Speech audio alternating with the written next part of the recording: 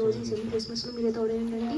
Starting నుంచి ending వరకు మీరే తోడే నడిపించండి ప్రభా. నాయన యేసయ్య, రావాల్సిన వారందరినీ త్వరపడి ఇక్కడికి వచ్చేలాగా మీరే సహాయం చేసి నడిపించండి నాయన తండ్రి. అలాగే ఇప్పుడు లీడింగ్ చేస్తున్న నైసితో మీరు ఉండండి, తను ధైర్యంగా చేసేలాగా మీరే సహాయం చేయండి నాయన యేసయ్య. నైనా సింగింగ్ చేస్తుండగా వాళ్ళతో మీరుండండి, మిమ్మల్ని స్తుతిస్తూ కనపరుస్తూ ఉండేలాగా మీరే సహాయం చేయండి. మాతో మీరుండి ఆది నుంచి అంతవరకు నడిపించమని ప్రార్థిస్తున్నాను నాయన తండ్రి. నాయన యేసయ్య, యాక్షన్ సాంగ్స్లో మీరుండండి. అది నాయన వచ్చేవాళ్ళు త్వరగా వచ్చి మీ సన్నిధిలో ఓపికగా కూర్చొని వినలాగా మీరే సహాయం చేయమని ప్రార్థించుకుంటున్నాను నాయన తండ్రి. నాయన మీరే సహాయం చేయమని ప్రార్థిస్తున్నాను నాయన. క్రిస్మస్ యేసయ్య, అన్నయ్య మెసేజ్ ఇస్తుండగా మీరే ఉండి సహాయం చేయమని నాయన, వినే వాళ్ళు ఓపికతో వినేలాగానే మీరే సహాయం చేయమని ప్రార్థిస్తున్నాను నాయన యేసయ్య. ఇక్కడికి వచ్చిన ప్రతి ఒక్కరికి నాయన సఫిషియెంట్గా అన్నీ అందేలాగా నాయన యేసయ్య విని అర్థం చేసుకొని రక్షణ పొందేలాగా మీరే సహాయం చేయమని ప్రార్థించుకుంటున్నాను నాయన యేసయ్య. అలాగే నాయన వచ్చిన అందరి ప్రయాణంలో మీరే ఉండి క్షేమంగా ఇంటికి చేరాలని మీరే సహాయం చేయండి నాయన యేసయ్య. అలాగే నాయన కరెంట్ని మీ ఆధీనంలో ఉంచండి నాయన. అలాగే నాయన ఏ డిస్టర్బెన్స్ కలగకుండా మీరే సహాయం చేసి నడిపించమని యేసయ్య పరిశుద్ధమైన నామంలో అడిగి పెట్టుకున్నాం పరమ తండ్రి. ఇప్పుడు సింగింగ్ టీమ్ వచ్చి సాంగ్ పాడతారు. మనందరం కలిసి చప్పట్లు కొడుతూ దేవుని నామాన్ని మహిమపరుచుదాం.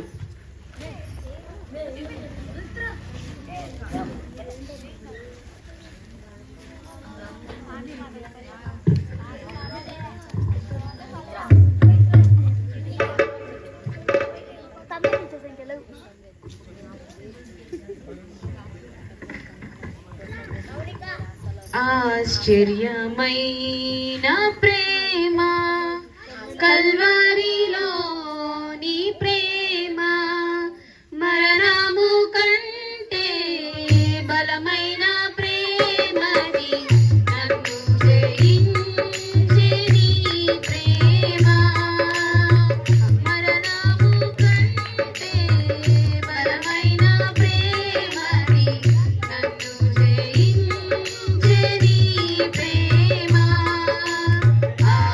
ఆశ్చర్యమైన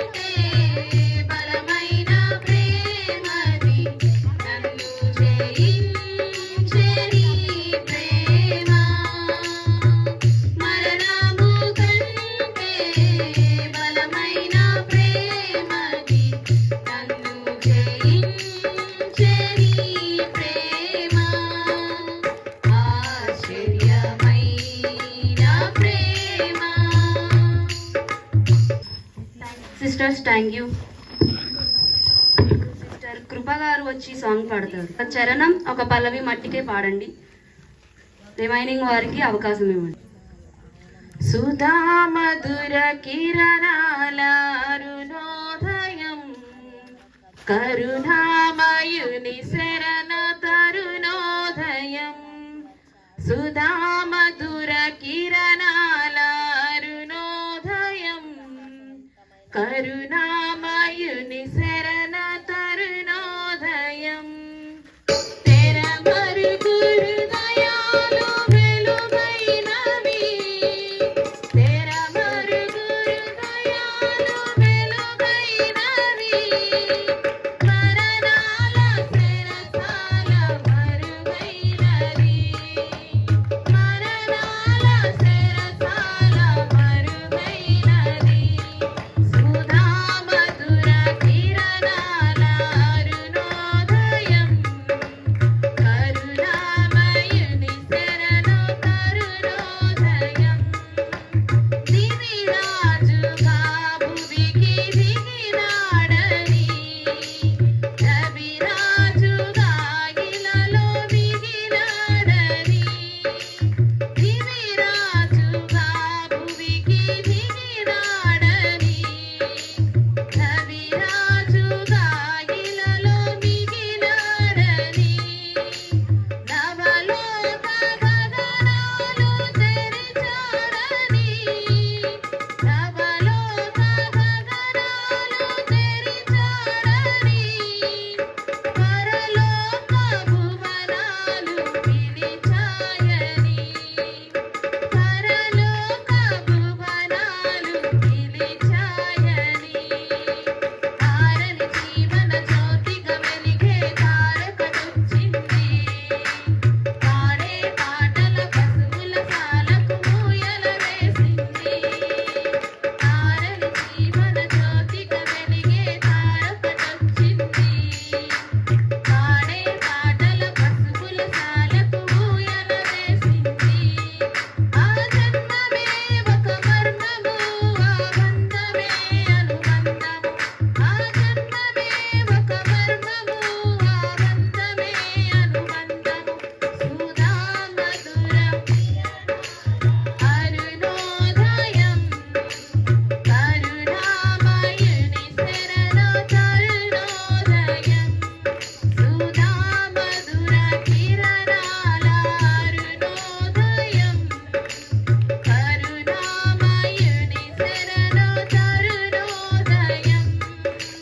తెర మరుగు హృదయాలు వెలుగైనవి, తెర మరుగు హృదయాలు వెలుగైనవి. మరణాల శరసాల మరుగైనది, మరణాల శరసాల మరుగైనది. సుధా మధుర కిరణాల అరుణోదయం, కరుణామయుని శరణం తరుణోదయం.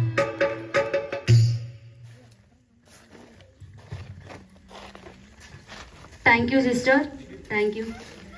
ఇప్పుడు సిస్టర్ మహిమా గారు వచ్చి సాంగ్ పాడతారు. Thank you నైసి.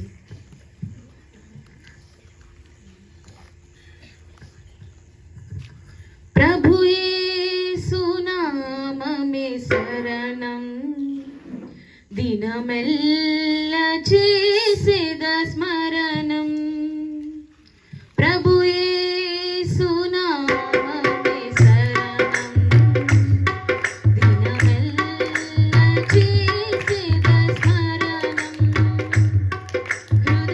హృదయాత్మతో గృహ ధ్యానమే పలికించే పెదవిని స్వరాలాపం. ప్రభు యేసు నామమే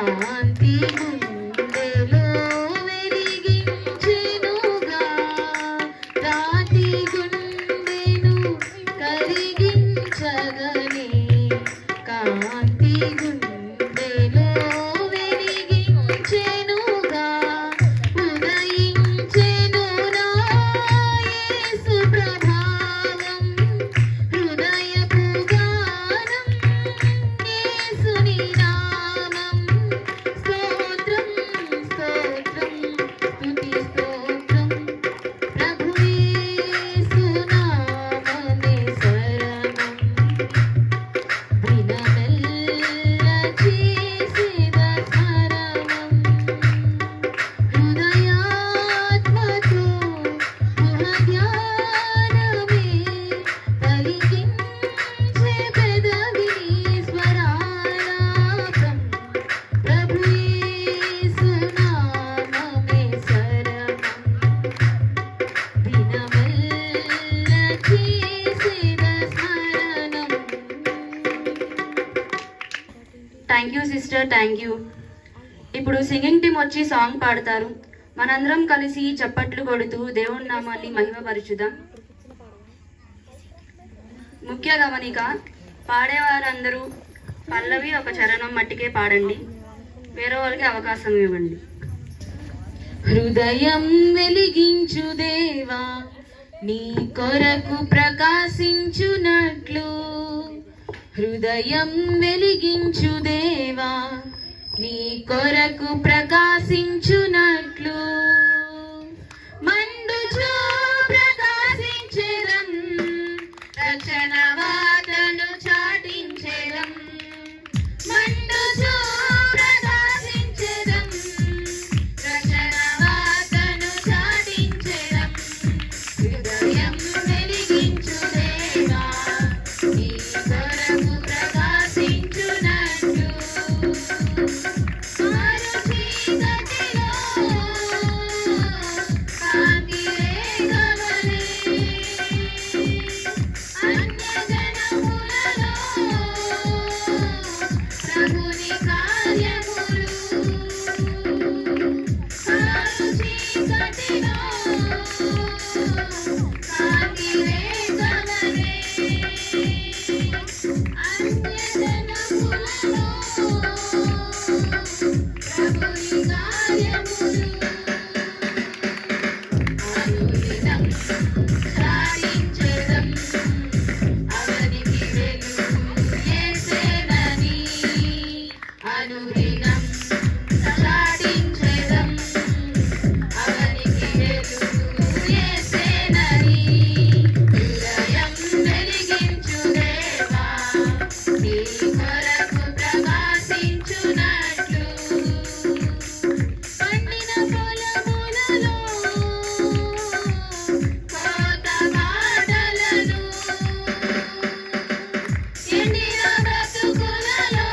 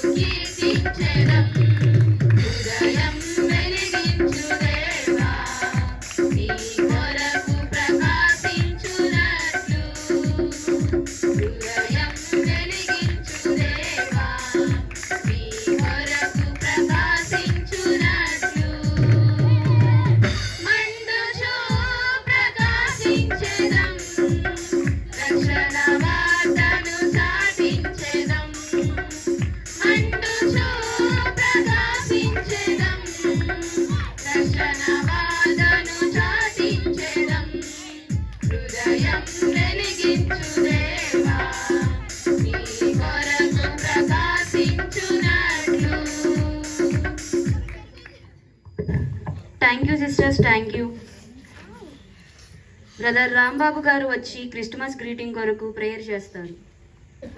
పరిశుద్ధుడా మహాగణానికి వేలాది వందనాలు, స్తుతులు స్తోత్రములు వందనాలయ్యా. రాజులకు రాజా, ప్రభులు ప్రభ, దేవాదేవాని స్తుతులు స్తోత్రములు వందనాలయ్యా. నీ కుమారుని మధుని మీరే జ్ఞాపకం చేసుకోండి. నా తండ్రి క్రిస్మస్ గ్రీటింగ్ గురించి నా అందరికీ మా అందరికి కూడా నా తండ్రి వివరించే విధంగా నా తండ్రి మీరే సహాయం దయచేయమని నేను ప్రార్థిస్తున్నా తండ్రి. నా దేవన ప్రభ మీరే తోడుగుండి మీ కుమారుని నిలబెట్టి నా తండ్రి మీరే మాట్లాడమని వేడుకుంటూ ఈ చిన్న స్తుతి ప్రార్థన పరిశుద్ధ యేసుక్రీస్తు నామములో అడిగి వేడుకుంటున్నా నా తండ్రి. Thank you brother, thank you. Brother Dasari Prashanth Kumar garu Christmas greetings చెప్తారు. అందరూ చప్పట్లు కొట్టండి. Thank you sister. సో ఈ శుభతరుణంలో నాకు ఈ అవకాశం ఇచ్చిన దైవజనులు ప్రభువార్ కుమార్ గారికి, అలాగే తమ్ముడు ప్రవీణ్ చైతన్యకి, మీ అందరికీ నా హృదయపూర్వకమైన ధన్యవాదాలు, అలాగే వందనాలు చెల్లిస్తున్నాను. మీ అందరికీ ముందుగా క్రిస్మస్ శుభాకాంక్షలు. సో మనందరికీ తెలుసు క్రిస్మస్ మనం ఎందుకు జరుపుకుంటామో, యేసు ప్రభు పుట్టారని, అంతే కదా, యేసు ప్రభు పుట్టారని. ఈ పుట్టినరోజు ప్రతి ఒక్కరికి పుట్టినరోజు ఉంటుంది, కానీ ఆ పుట్టినరోజు ఎక్కడి వరకు ఉంటుంది? మన ఇంటి వరకు, లేకపోతే క్లాస్ రూమ్ వరకు, ఆఫీస్ వరకు, లేకపోతే కాలేజ్ వరకు, ఓకేనా, మన ఏరియా వరకే ఉంటుంది. కానీ యేసు ప్రభు వారి పుట్టినరోజు మాత్రం మన దేశమంతా ఉంటుంది. అలాగే ప్రపంచంలో ఉన్నటువంటి అన్ని దేశాల్లో ఆయన పుట్టినరోజు జరుపుకోవడం జరుగుతుంది. అంత మాత్రమే కాదు యేసు ప్రభు ఎవరో తెలియని వాళ్ళు కూడా ఆయన పుట్టినరోజు జరుపుకుంటారు. ఇది ఆయనకున్నటువంటి ముఖ్యమైన ప్రత్యేకత అని చెప్పొచ్చు.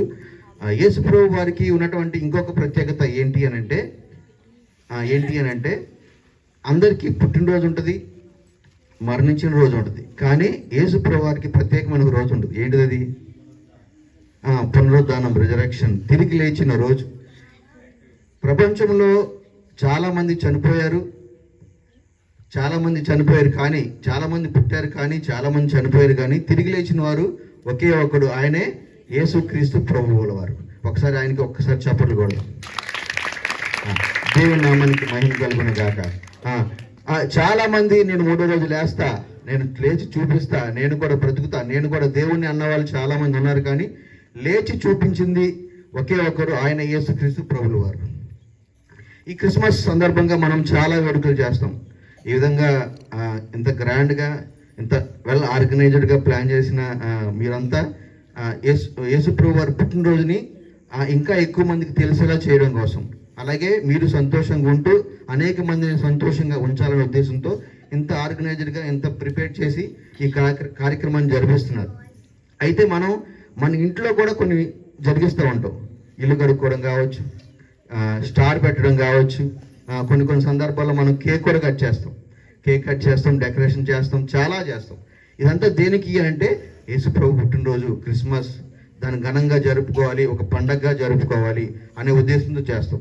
అయితే కేక్ కట్ చేసినంత మాత్రాన, ఇల్లు కడిగినంత మాత్రాన, కొత్త బట్టలు ధరించినంత మాత్రాన, స్టార్ కట్టినంత మాత్రాన అది క్రిస్మస్ అవుతుందా అంటే అవుతుంది. కానీ నిజమైన క్రిస్మస్ ఎప్పుడు అని అంటే యేసుక్రీస్తు ప్రభుడు జీవితాన్ని పోలిన జీవితం మనలో ఉన్నప్పుడు, ఆయన వాక్యానుసారమైన జీవితం మనలో ఉన్నప్పుడు, ఆయన ఏ విధంగా చెప్పారో, ఆయన ఏ ఆజ్ఞ అయితే మనకిచ్చారో ఆ ఆజ్ఞలను తూచా తప్పకుండా పాటిస్తున్నప్పుడు, ఆయన ఇచ్చిన వాక్యానుసారంగా మన జీవితాన్ని కట్టుకుంటున్నప్పుడే నిజమైన క్రిస్మస్. ఓకే, ఇవన్నీ క్రిస్మస్, ఇవన్నీ చేయొద్దా? చేయొచ్చు. ఈ విధంగా సంతోషపడొద్దా? పడొచ్చు, నేను కాదనను. కానీ కేక్ లాగా మన జీవితం కూడా మధురంగా ఉండాలి. స్టార్ లాగా దేవుని కోసం మనం వెలగాలి. కొత్త బట్టలు ధరించినట్లుగా మనం కూడా పాత జీవితాన్ని వదిలిపెట్టి కొత్త జీవితాన్ని మనం స్టార్ట్ చేయాలి. అప్పుడే అసలైన క్రిస్మస్. నేను ఒక పాట పాడొచ్చా? Thank you. ఒక పల్లికి వచ్చాను. ఓకే, చిన్న పాట పాడతాను. అది నాకు ఇష్టమైన పాట, అందరికీ వచ్చి ఉంటుంది, నాతో పాటు కలిసి పాడండి. ఎంతో సుందరుడమ్మ తాను, నేనెంతో మురిసిపోయాను, ఎంతో సుందరుడమ్మ తాను. ధవలవర్ణుడు రత్నవర్ణుడు నా ప్రియుడు, అవని 10,000 అతి శ్రేష్ఠుడా తండు. ధవలవర్ణుడు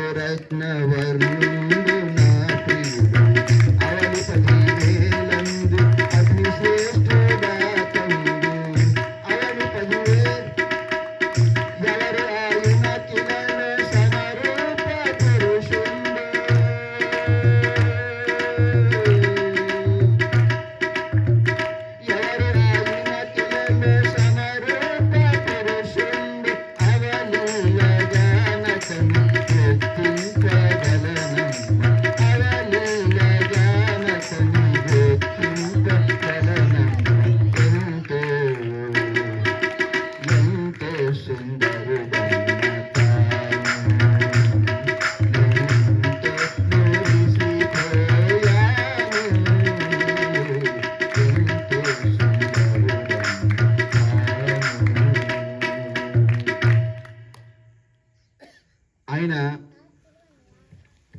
ఎంత సుందరుడు అంటే మాటల్లో చెప్పలేనంత సుందరుడు. ఈ పాట గురించి మనం ఎక్స్ప్లెయిన్ చేస్తే టైం అయిపోతుంది, కానీ ఆయన పరలోకం నుంచి పరిశుద్ధాత్మ ద్వారా ఒక కన్యక గర్భాన ఆయన జన్మించాడు. ఆయన మనలాగా ఇద్దరు కలిస్తే పుట్టిన ఆయన కాదు. ఆయన ఒక ప్రత్యేకమైన వ్యక్తి. ఆయనలో ఏ పాపము లేదు. అలాంటి స్వరూపము ఎంత సుందరంగా ఉంటుందండి, ఎంత సుందరంగా ఉంటుంది. అసలు మనం ఆ పోలికను పోల్చగలమా? పోల్చేంత శక్తి, సామర్థ్యాలు, జ్ఞానం మనకు ఉంటాయా? ఉండవు. అయితే ఆయన వచ్చిన అసలు విధానం ఏంటి? ఆయన ఎందుకు వచ్చారు ఈ లోకానికి అంటే తన ప్రజల పాపముల నుండి ఆయన రక్షించడానికి ఈ భూమి మీదకి వచ్చాడు. అసలు విషయం అది. ఈ క్రిస్మస్ మనం ఎందుకు జరుపుకుంటున్నాం అని అంటే ఆయన జన్మించి పెరిగి పెద్దయిన తర్వాత ఆయన మన పాపల కొరకు చనిపోయాడు. ఆయన రక్తం కార్చాడు. కొన్ని వేదాల్లో ఎలా ఉంటుంది? సర్వ పాప పరిహారం రక్త ప్రోక్షణం అవశ్యం, తద్రక్తం పరమాత్మైన పుణ్యదాన బలియాగం. దాని అర్థం ఏంటి అంటే లోకంలో ఉన్న పాపం పోవాలి అంటే, లోకంలో ఉన్నటువంటి మలినం పోవాలి అంటే రక్త ప్రోక్షణం జరగాల్సిందే. ఆ రక్తం ఎవరిదై ఉండాలి అంటే పాపం లేని వారిదై ఉండాలి. పాపం లేనివాడిదై ఉండాలి. పాపం లేనివాడే మనుషుల యొక్క ప్రతి పాపాన్ని కడగలుగుతాడు. ఆయన వచ్చింది ఎందుకనంటే లోకానికి ఉన్న పాపాన్ని కడగడానికి లోకానికి వచ్చాడు. ఆ ఒక్క ఉద్దేశాన్ని మనం గ్రహించాల్సిన రోజు ఇది. కేక్ కట్ చేసుకోవడం కాదు, లేకపోతే వేరే విధంగా సెలబ్రేట్ చేసుకోవడం కాదు, కానీ అసలు ఆయన ఈ భూమి మీదకి ఎందుకు పుట్టాడు? ఆయన పుట్టాల్సిన అవసరం ఏమొచ్చింది? ఎందువల్ల ఈ విధంగా మనం క్రిస్మస్ జరుపుకోవాల్సి వచ్చింది అన్న ఆలోచన మనలో కలగాలి.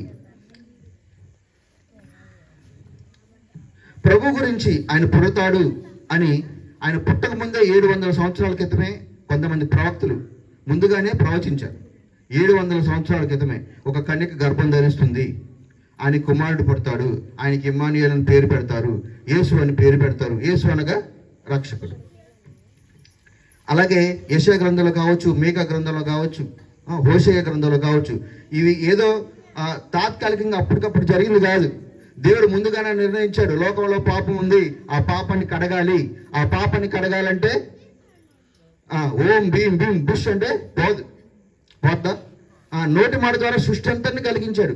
భూమి కలుగును కాకంటే కలిగింది, ఆకాశం కలుగును కాకంటే కలిగింది, సూర్యచంద్రుని కలుగును కాకంటే కలిగినాయి, వృక్షాలు, జంతువులు అన్నీ నోటి మాటతోనే చేశాడు. ఆ పాపాన్ని కూడా నోటి మాటతో చేయొచ్చు కదా, ఎందుకు చేయలేదు? అంటే పాపము పోవాలంటే రక్తం ద్వారానే కడగబడుతుంది. ఇదివరకు రోజుల్లో మనకు తెలుసు, మనం రోజు వాక్యాన్ని వింటున్నాం. ఇదివరకటి రోజులు ఏం చేసేవాళ్ళు? బలులు ఇచ్చి వారి పాపాలని కడుక్కునేవాళ్ళు, వారి పాపాలని కప్పిపుచ్చుకునేవాళ్ళు.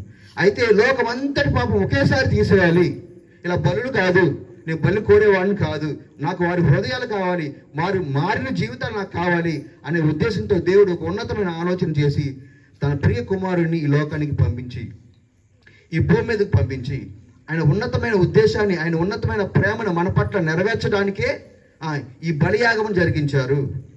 క్రిస్మస్ యొక్క ముఖ్య ఉద్దేశం ఇది.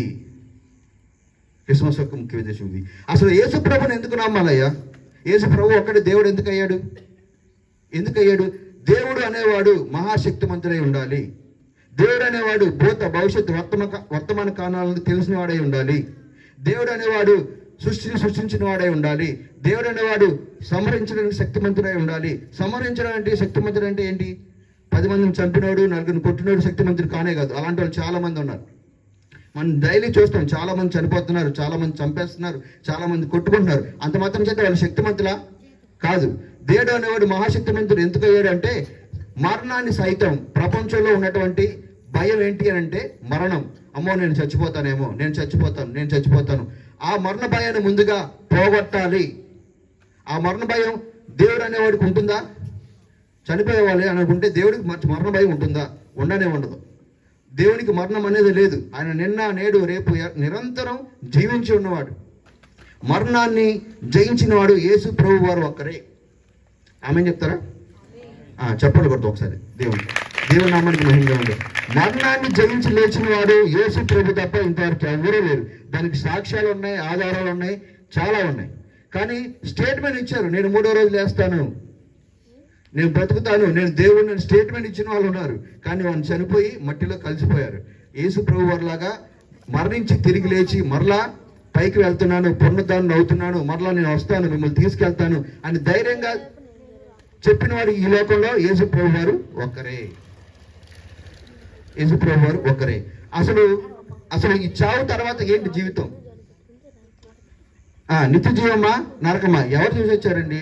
నరకం ఉందని స్వర్గం ఉందని ఎవరు చూసి వచ్చారు? బైబిల్లో ఒక సంఘటన ఉంది. అది ఎవరు అని అంటే ధనవంతుడు లాజరు. ధనవంతుడు ఏం చేశాడు? ఈ లోకంలో ఉండగా తిన్నాడు, తాగాడు, సుఖించాడు, అంతా చేశాడు. చనిపోయిన తర్వాత ఎలా చేర్చబడ్డాడు? ఏదో ఒక దరిద్రులాగా, అంటే తీసుకెళ్ళడం బాగానే తీసుకెళ్లారు, కానీ అక్కడికి వెళ్ళిన తర్వాత నరకమే. అలాగే లాజరు ఉన్నాడు. లాజరు ఎలా చేర్చబడ్డాడు? ఎవరు లేనట్టుగానే అనాథ సేవలాగా తీసుకెళ్లారు, కానీ అక్కడ అబ్రహాం గారి రొమ్మున ఆనుకున్నాడు. పరలోకంలో డబ్బుంటే మనం స్వర్గం వెళ్ళాం, భక్తి చేస్తేనే స్వర్గం వెళ్తాం, దేవుని రక్షించబడితేనే స్వర్గం వెళ్తాం, అదే పరలోకం వెళ్తాం. ఓకేనా? సో ఈ క్రిస్మస్ సందర్భంగా నేను చెప్పేది ఏంటంటే, అఫ్కోర్స్ మనం చర్చికి వస్తున్నాం, భక్తి చేస్తున్నాం, వేరే విషయం. అయితే క్రీస్తుని పోలిన జీవితం మనలో ఎప్పుడు వస్తుందో అప్పుడే నిజమైన క్రిస్మస్. ఈ నా మాటలు దేవుడు మన ఇంట్లో దీవించి ఆశీర్వదించును గాక. ఈ అవకాశం ఇచ్చిన తమ్ముడికి ప్రత్యేకమైన వందనాలు.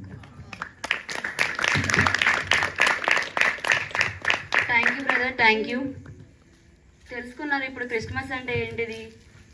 కేక్ కట్ చేసుకుని ఒక పండగలా చేసుకుని కొత్త బట్టలు వేసుకుని యాక్షన్ సాంగ్ వేసి అంతే కదా? అంతేనా? మరేంటిది? దేవుడిని పోలి క్రీస్తుని పోలి నడవాలి, అంతేనా?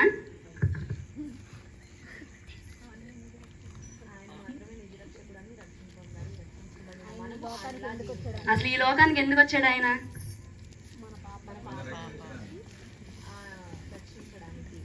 అందుకు క్రిస్మస్ జరుపుకుంటారు, అంతేగాని కేక్ కటింగ్ ఇలా అని కాదు. ఇప్పుడు తెలుసుకున్నారు కదా అందరూ. ఒకసారి ఆ అన్న కోసం ఒకసారి క్లాప్స్ కొట్టండి.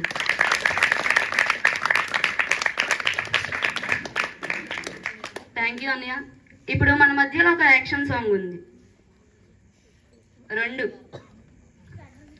Are you ready guys? వినపడలా? వినిపిలా?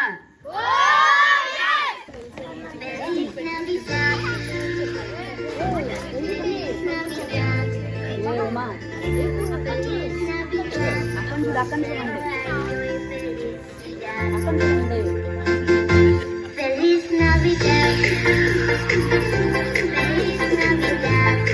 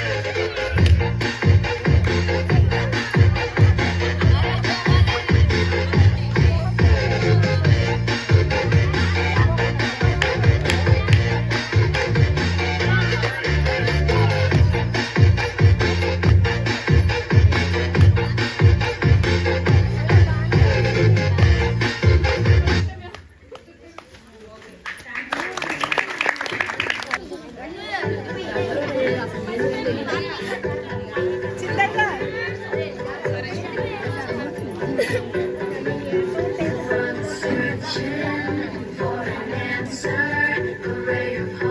in a hopeless world, who can we turn to?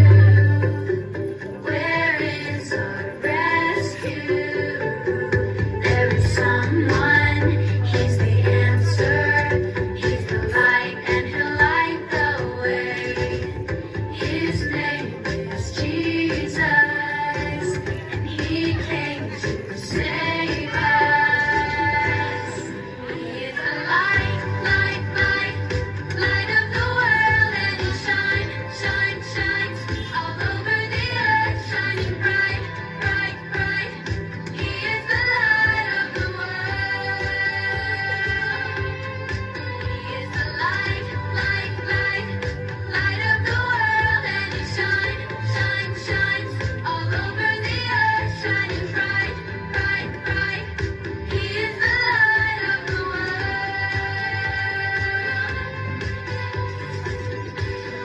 Searching for an answer, a ray of hope in a hopeless world.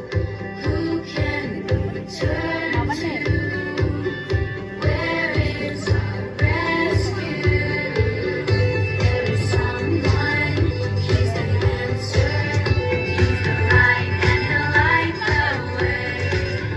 His name is Jesus, and he came to save us. He is the light, light, light, light of the world, and he shines all over the earth, shining bright, bright, bright. He is the light of the world. He is the light, light, light, light of the world, and he shines all over the earth, shining bright, bright, bright. He is the light of the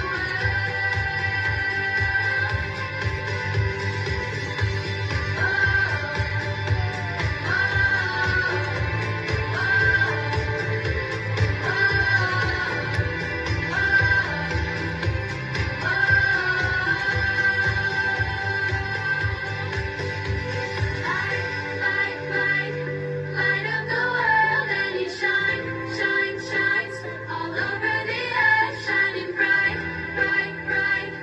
He is the light of the world.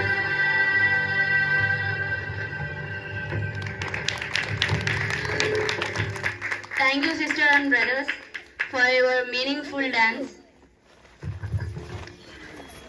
ఈ English song చాలా మందికి అర్థమై ఉండొచ్చు. ఇంకా బాగా అర్థం చేయడానికి sister Asmita వచ్చి యాక్షన్ సాంగ్ మీనింగ్ చెప్పింది. అందరూ చప్పట్లు కొట్టండి. Hi all, praise to God. మేము చేసిన యాక్షన్ సాంగ్ తెలుగులో ఎక్స్ప్లెయిన్ చేయడానికి నేను మీ ముందుకు వచ్చాను. ప్రపంచం సమాధానం కోసం వెతుకుతుంది.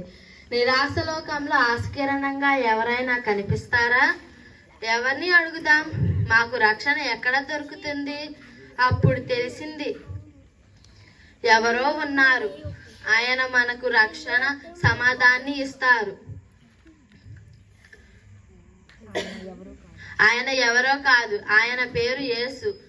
మనల్ని కాపాడడానికి, రక్షించడానికి వచ్చాడు. ఆయన కాంతి. ఆయన చీకట్లో ఉన్న వారికి ప్రకాశవంతమైన వెలుగు ఇవ్వడానికి వచ్చాడు. ఆయన యేసు. బోలో యేసు మహారాజ్ కి. Thank you sister, thank you. ఇప్పుడు టెస్టిమోనీ కోసం బ్రదర్ కే ప్రశాంత్ కుమార్ గారు వచ్చి ప్రేయర్ చేస్తారు. అందరూ చప్పట్లు కొట్టు.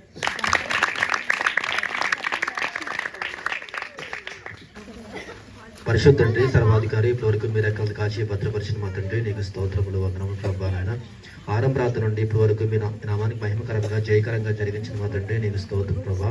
ఆ మధ్యకి చిన్న బాలుడిగా ప్రభా మధ్య దిగి వచ్చి ఆరంభరాత్రి నుండి ప్రభా పాటల్లోనూ ప్రభా నీ క్రిస్మస్ గ్రీటింగ్స్ లోను ప్రభా ప్రతి ఒక్క దానిలోను ప్రభా మిమ్మల్ని స్తుతించే భాగ్యాన్ని దయచేసిన మా తండ్రి, నీకు స్తోత్రములు అన్నాను ప్రభా. ఇప్పుడు తాతరావు నేను ప్రభా మీరు వాడుకోండి ప్రభా. సాక్ష్యాన్ని ప్రభా నీ నామాన్ని కనపరిచేవారుగా, నీ నామాన్ని స్తుతించేవారుగా సహాయం చేయండి. ఆ సాక్ష్యం చెప్పేటప్పుడు ప్రభా మీరు మీ ఆత్మ ధరించుకొని చెప్పడానికి సహాయం చేయండి.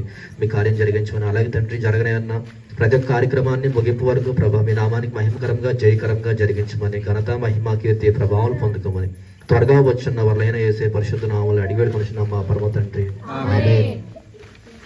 Thank you brother, thank you brother. Dasari Tatarao గారు వచ్చి టెస్ట్ మనీని షేర్ చేసుకుంటారు.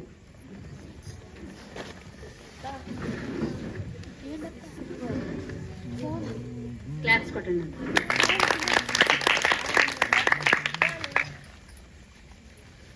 ఆత్మీయ ప్రతిపట్టికి చూపిస్తున్నాను. నేను ప్రభువు నమ్ముకోకేతం లోకంలో లోకానుసారంగా జీవించేవాడిని. అట్లాగే నాకు ఒక దేవుడని ఒక నమ్ముకుని ఉండటం కానీ అలాంటిది లేదు. లోకంలో జీవిస్తూ సినిమాలకు వెళ్ళటం, సిగరెట్లు తాగటం, కైనీలు గుట్కాలు ఆల్రౌండ్ అన్ని వ్యసనాలు కలిగిన వాడిని నేను. చాలామందికి తెలిసి ఉండదు. అట్లా జీవించేవాడిని. 2005లో మా పెళ్లి జరిగింది. ఆ పెళ్లి తర్వాత దేవుడిని మోకరించి ప్రార్థన చేస్తూ, అంటే నా వైఫ్ క్రిస్టియన్స్ అవటం, నాది క్రిస్టియన్స్ మ్యారేజ్ జరిగింది 2005లో.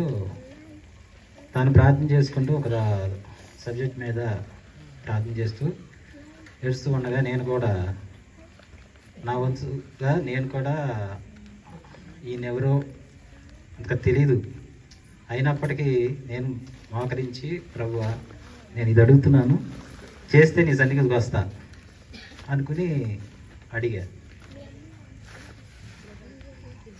అడిగింది అమ్మ నాన్న అయినా చేస్తారో చేయలే, కానీ 4 రోజుల రోజే నాకు అది చేసాడు దేవుడు. అలా చేయటం అదొక మెరాకిల్ లాగా అనిపించింది నాకు. అంతకితం క్రిస్మస్ అంటే ఏమయ్యాళ్ళ పిల్లలు రామారావు లక్ష్మణరావు ఉండేవాళ్ళు. వాళ్ళతో క్రిస్మస్ 24వ తారీఖు రాత్రి పామారు ఆర్సీఎం చర్చికి వెళ్ళేవాళ్ళు. వాళ్ళతో పాటు 2-3 సార్లు వెళ్ళే నేను. అసలు ఎందుకు వెళ్ళేవాడినో నాకే తెలిసేది కాదు. ఆయన గురించి అసలు నాకు ఏం తెలిసేది కాదు. వెళ్ళేవాడిని సరదాగా వాళ్ళతో పాటు ఉండి వచ్చేసేవాడిని. అట్లా ఉన్న నన్ను దేవుడు 2005లో ఆయన అడగటం, అది చేయటం ఎంత గొప్ప బహుమతిగా నాకు అనిపించి దేవుని సన్నిధికి వెళ్ళాలి అనుకునేవాడిని, కానీ వెళ్ళేవాడిని కాదు. చర్చ్ కనపడినప్పుడల్లా ముద్దు పెట్టుకోవటం, సేవ కనపడినప్పుడల్లా ముద్దు పెట్టుకోవటం, మసీదు కనపడినా ముద్దు పెట్టుకోవటం, హిందూ దేవాలయాలు కనపడినా ముద్దు పెట్టుకోవటం, అట్లా చేసేవాడిని. అట్లా ఉన్నా నేను అప్పటికి 2008లో అయ్యగారు ఈ గ్రామానికి సేవకు వచ్చాడు. సేవకు వచ్చినప్పుడు నేను మా అన్నయ్య వాళ్ళ ఇంటికి వస్తా ఉంటే అక్కడికి వస్తా, అయ్యా నువ్వు కూడా దేవుడిని నమ్ముకో, ప్రార్థనకు రా అని అంటే ఉంటే, నేను 2009 కొండపర్లో ఉంటే క్రిస్మస్ పండగకి నన్ను అక్కడికి రామని పిలిచారు. పిలిస్తే వెళ్ళి అక్కడికి ప్రార్థన పెడితే ఎట్టాగే అట్లా మెట్లు ఉన్నాయి, ఆ మెట్ల కింద కూర్చున్నా మూలన. అట్లా కూర్చున్నా నన్ను అట్లా ఎనగా 2010 చివరగరకు వచ్చేపాటికి దేవుడు ఏంటో, దేవుని వాక్యం ఏంటో, దేవుని మాటలు ఏంటో విని నేను ఎన్నాళ్ళు నేను ఎవరిని పూజించానో, ఎవరిని ఆరాధించానో అని నేను ఆలోచించుకుంటూ అది గుడ్డితనం చేత ఉండిపోయానని అనుకుని దేవుని వాక్యం చేత నన్ను పట్టబడి ఇది మతం కాదు మార్గము, ఈ మార్గంలో ఉంటేనే దేవుని సన్నిధికి వెళ్తానని తెలుసుకున్నాను. ఆ టైంలో మా అమ్మ కూడా చర్చికి వస్తూ ఉంటే ఆమెకు బాగా తేడా చేసి పడిపోతూ ఉండేది.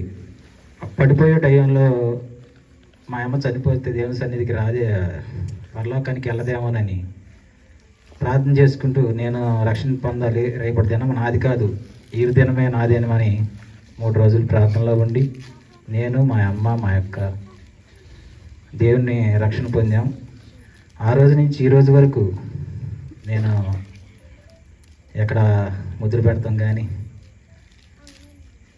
వేరే చోట నా మార్గాన్ని తిప్పుకోవటం కానీ ఇంతవరకు చేయలేదు. ఆ క్షణం నుంచి నేను లోకాన్ని విడిచి దేవుని వెంబడిస్తూ ఉన్నాను. దేవుని నమ్ముకున్నాక సంఘ కార్యక్రమాల్లో పాల్గొంటూ, సంఘ పరిచర్యలో పాల్గొంటూ, సంఘ సేవకులకి సహకారిగా ఉంటూ దేవుని పరిచర్యలో వాడబడుతున్నాను. దేవుడు నన్ను నా కుటుంబాన్ని రక్షించి పరలోక మార్గాన్ని నాకు తెలియజేసాడని నేను గొప్పవాడిని కాదు. దేవుని కృప వల్ల నేను దేవుని మార్గంలో నడుస్తున్నానని నమ్ముతూ ఈ చిన్న సాక్ష్యం దేవుడు దీవించును గాక.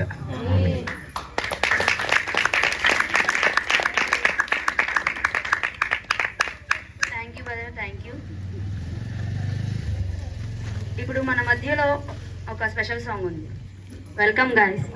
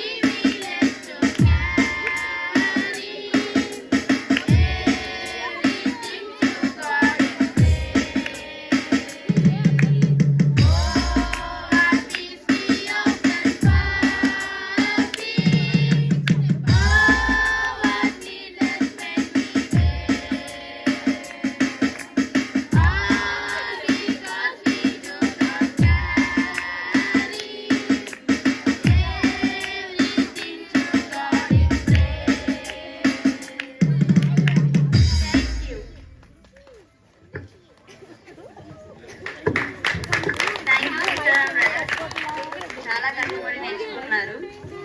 ఈ పాట నేర్పించిన మహిమా అక్కకి ఒకసారి అందరూ క్లాప్స్ కొట్టండి.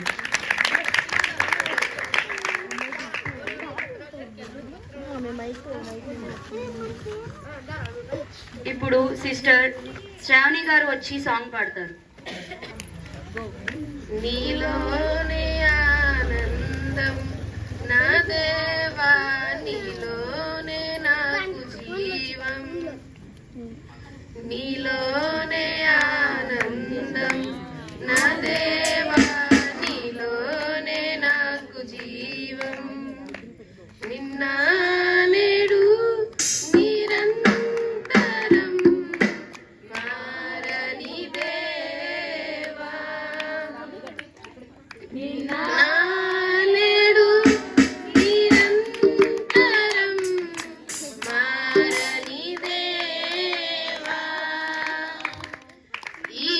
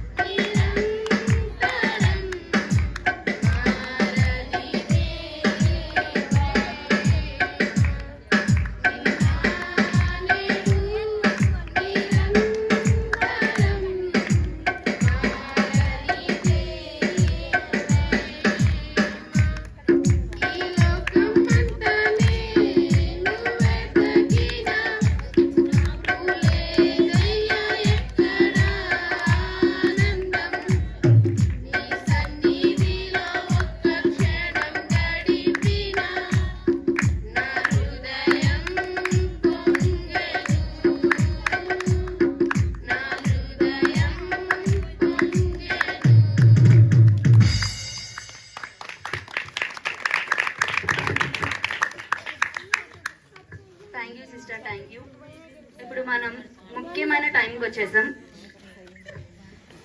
అందరూ సైలెంట్గా ఉండండి, శ్రద్ధగా వినండి. బ్రదర్ ప్రవీణ్ చైతన్య గారు వచ్చి మెసేజ్ చెప్తారు. క్లాప్స్ కొట్టండి అందరూ.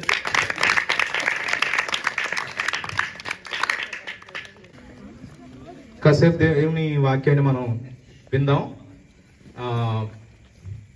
ముందుగా ప్రార్థన చేసుకుందాం. ప్రభువా మీకు వందనాలు నాయన, ఇప్పటి వరకు నాయన మరి ప్రతి ఈవెంట్లో కూడా మీరు తోడుగా ఉన్నారు ప్రభువా, మంచిగా జరిగిస్తూ వస్తున్నారు. అందరిని బట్టి మీకు వందనాలు నాయన. నైసిని బట్టి మీకు వందనాలు నాయన, బాగా లీడ్ చేయడానికి సహాయం చేశారు ప్రభువా. పిల్లలు వేసిన యాక్షన్ సాంగ్స్ని బట్టి, టెస్టిమోనీని బట్టి, క్రిస్మస్ గ్రీటింగ్స్ని బట్టి మీకు వందనాలు చెల్లిస్తున్నాను. వాడుకున్న నాన్నల్ని నాయన, పిల్లలందరిని బట్టి మీకు వందనాలు చెల్లిస్తున్నాను ప్రభువా. మరి సాంగ్ మీనింగ్ చెప్పిన అస్మితాన్ని బట్టి మీకు స్తోత్రాలు. ప్రేయర్ చేసిన రామబాబుని బట్టి, ప్రశాంత్ని బట్టి మీకు స్తోత్రాలు ప్రభా. ఇప్పుడు కొద్ది సమయం ప్రభా మేము మీ మాటలు ధ్యానించుకోవడానికి మీరు ఇచ్చిన అవకాశానికై మీకు వందనాలు చెల్లిస్తున్నాను. సరిగా మేము మీ మాటలు నేర్చుకోవడానికి సహాయం చేయండి. ఆ మనసుల్ని తెరవండి. సత్యాన్ని గ్రహించగలిగే ప్రభా మనసుల్ని మా అందరికీ ఇచ్చి మమ్మల్ని నడిపించి ప్రభా, నేను నా సొంత మాటలు చెప్పకుండా ప్రభా వ్యర్థమైన మాటలు మాట్లాడకుండా పరిశుద్ధాత్మలో మీరు మా మధ్యలో ఉండి మమ్మల్ని నడిపించి మా అందరికీ సహాయం చేయమని ప్రార్థిస్తూ యేసునామమున అడిగి ప్రార్థించి వేడుకుంటున్నాను పరమ తండ్రి, ఆమేన్.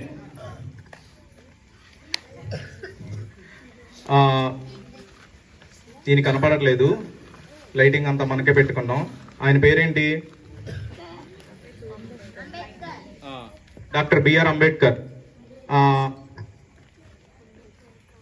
ఆయనకి ఒక బిరుదు ఉంది, అదేంటంటే founding father of modern India.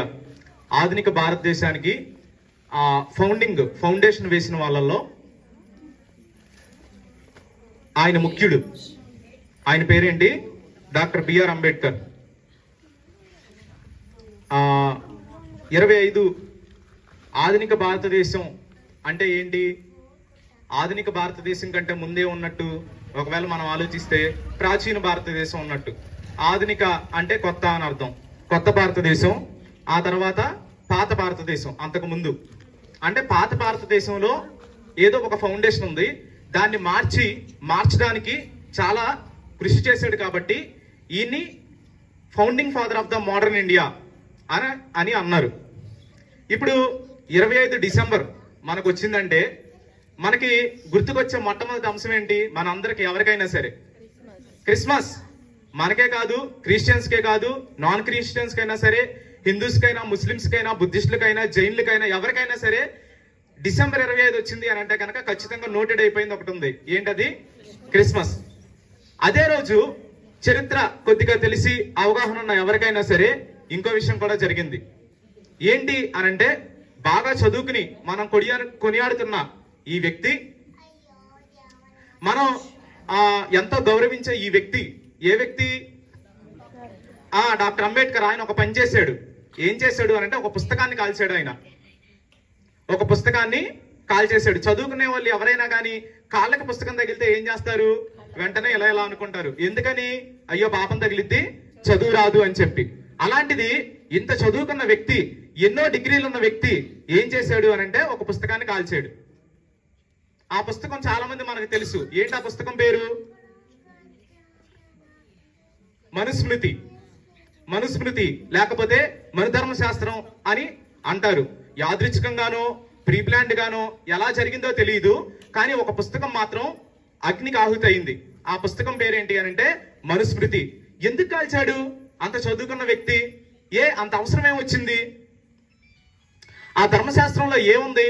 అసలు మనుధర్మ శాస్త్రం అంటే ఏంటి అనేది మనం కొంచెం ముందుకెళ్ళి ఆలోచిస్తే, మనుధర్మ శాస్త్రం ఒక ధర్మశాస్త్రం అంటే ఏం చెప్పొచ్చు అని అంటే సెట్ ఆఫ్ రూల్స్. అంటే ఒక సమాజం బతకాలి అని అంటే ఈ సమాజం ఇలా ఉండాలి.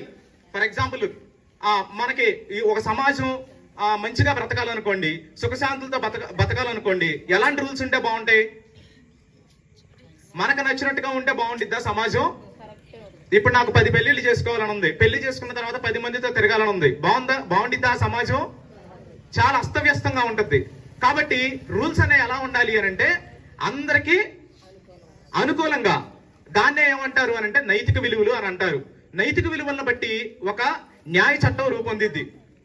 అయితే మనుధర్మ శాస్త్రంలో కూడా కొన్ని రూల్స్ ఉన్నాయి. సెట్ ఆఫ్ రూల్స్ ఉన్నాయి, అందులో కూడా చట్టం ఉంది. అది ఎలాంటి చట్టం అని అంటే 4 తరగతులుగా విడగొట్టేశారు దేన్ని, సమాజాన్ని. అగ్రవర్ణాలు అన్నారు, ఆ తర్వాత అగ్రవర్ణాల తర్వాత శూద్రులు ఉన్నారు, ఆ తర్వాత అతి శూద్రులు ఉన్నారు, లేకపోతే ఇంకో విషయం చెప్పొచ్చు అంటరాని వాళ్ళు, లేకపోతే పంచములు అనొచ్చు. వాళ్ళని అంటరాని వాళ్ళని ఏం చేసేవాళ్ళు అంటే, శూద్రుల్ని అంటరాని వాళ్ళని సమాజంలోనికి రానివ్వడానికి కూడా రానిచ్చేవాళ్ళు కాదు. ఇంకా రూల్స్ ఎలా ఉండేవి అని అంటే, అగ్రవర్ణాల వాళ్ళు శూద్రుల్ని కానీ అంటరాని వాళ్ళు కానీ హత్య చేశారనుకోండి, వాళ్ళని కొరటాలతో కొట్టి వదిలేస్తారు. అదే అంటరాని వాళ్ళు అగ్రవర్ణాల వాళ్ళని హత్య చేశారనుకోండి, వాళ్ళని చంపేస్తారు. అగ్రవర్ణాల వాళ్ళు అంటరాని వాళ్ళ స్త్రీలని రేప్ చేస్తే వాళ్ళకి కొంత ఫైన్ వేసి వదిలేస్తారు. అదే అంటరాని వాడు ఆ పని చేస్తే చంపేస్తారు. ఇది న్యాయమా? ఏ మనిషికైనా ఒకటే న్యాయం ఉండాలి కదా. మరి అగ్రవర్ణం ఏంటి, పంచమ వర్ణం ఏంటి? ఇలాంటి ధర్మశాస్త్రం మనకు అవసరమా? అవసరం లేదనుకున్నాడు. అవసరం లేదనుకుని ఏం చేశాడు అని అంటే, దాన్ని పట్టుకుని కాల్ చేశాడు. డిసెంబర్ 25వ తారీఖున మనం అందరం గౌరవించే ఎవరు, డాక్టర్ అనొచ్చు, ఎందుకంటే ఆయన పిహెచ్డీ ఉంది. మనం అనుకోకపోయినా పర్లా, మనకి డిగ్రీనే ఉంది, ఎలాగోలా పాస్ అయ్యింది డిగ్రీ. అయితే